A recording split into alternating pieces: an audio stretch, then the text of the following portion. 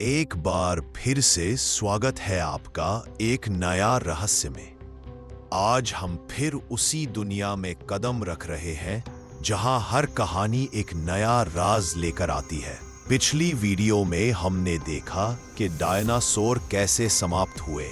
इस वीडियो में हम देखेंगे कि मानव जाति का विकास कैसे हुआ। जब डायनासोर समाप्त हो गए तो पृथ्वी पूरी तरह शांत नहीं हुई।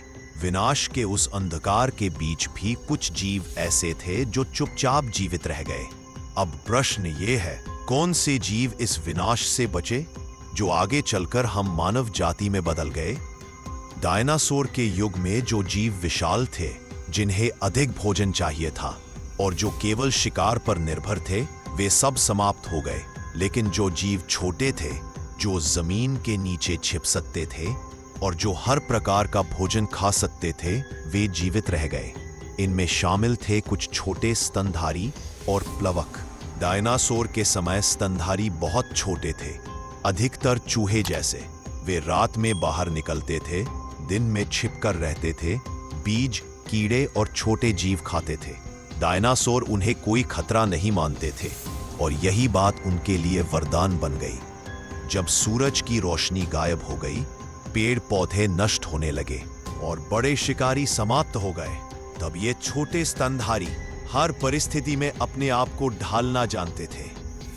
डायनासोर के खत्म होते ही पृथ्वी पर एक खाली स्थान बन गया और यहीं से शुरू हुआ स्तनधारियों का युग। जैसे जैसे समय बीता, सूर्य की रोशनी लौटी, पौधे उगे और जंगल फैलने लगे।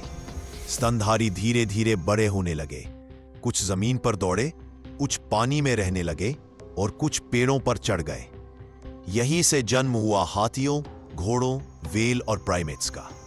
लगभग 5 से 6 करोड़ वर्ष पहले कुछ स्तनधारी पेड़ों पर रहने लगे। उनकी आंखें सामने की ओर थी, हाथ चीजों को पकड़ सकते थे और उनका मस्तिष्क बाकी जीवों से अधिक विकसित था। इन्हें कहा गया प्राइमेट्स। यहीं से बंदर, लंगूर और अंततः मानव की कहानी शुरू हुई। समय के साथ कुछ प्राइमेट्स का मस्तिष्क तेजी से विकसित होने लगा।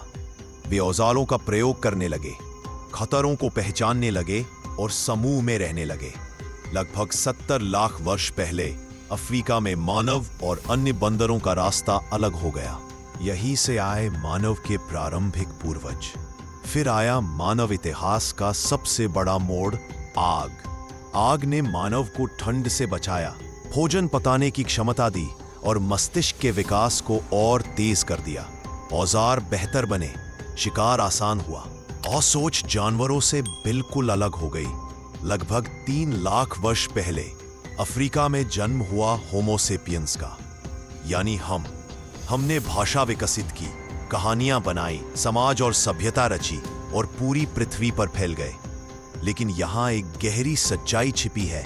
यदि वह उल्कापिंड डायनासोर को समाप्त न करता तो शायद स्तनधारियों को आगे बढ़ने का मौका ही न मिलता, और यदि स्तनधारी आगे न आते तो मानव का जन्म भी संभव नहीं होता। डायनासोर का अंत असल में मानव की शुरुआत बना। यह कहानी हमें सिखाती है कि प्रकृति में विनाश कभी अंतिम नहीं होता, वह अक्सर एक नई शुरुआत की नींव रखता है। और यदि आप जानना चाहते हैं क्या भविष्य में मानव भी डायनासोर जैसा अंत देख सकता है, या पृथ्वी का अगला शासक कौन होगा, तो ये कहानी अभी समाप्त नहीं हुई है।